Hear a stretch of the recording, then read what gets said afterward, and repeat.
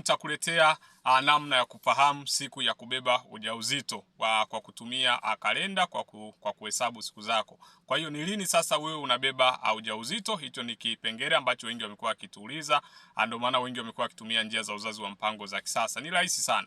Ukishajua mzunguko wako ni wa siku ngapi, kwenye video ambazo zimepita tumeshaelezea unajuaje mzunguko, unajuaje kwamba mzunguko wako huwa na siku ngapi. Tumeshaelezea kwenye video ambazo zimepita, fuatilia utaona. Ukishajua inakuwa ni rahisi, na maana ukishajua mzunguko wangu ni wa siku 28.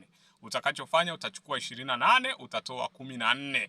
Ukishikia 28 ukatoa 14 itabaki 14. Kwa hiyo maana siku ya ovulation kwako ni siku ya 14. Sio tarehe 14, ni siku ya 14. Ukishajua siku ya 14 basi utatoa siku, utaongeza nyuma siku 4 na mbele siku siku 2. Na maana kama ni ya siku 14, kwa hiyo utaanzia kwamba ujauzito unaweza kuubeba kuanzia siku ya 12, 13, 14, 15, 16, ikiwezekana na 17 kulingana na yai la mwanaume, kwa sababu yai la mwanaume linaishi ndani ya siku 5. Ndio maana siku nzuri ya kubeba ujauzito tunasema ni siku 5 kabla ya siku ya kuanguliwa kwa yai, ambayo tunasema ni ovulation day. Kwa hiyo ukishajua hivyo utapata vizuri kabisa na utaweza kubeba ujauzito systematically kama ambavyo unahitaji, ambapo tunasema yai la mwanamke linadumu ndani ya masaa 24, lakini yai la mwanaume ni ndani ya siku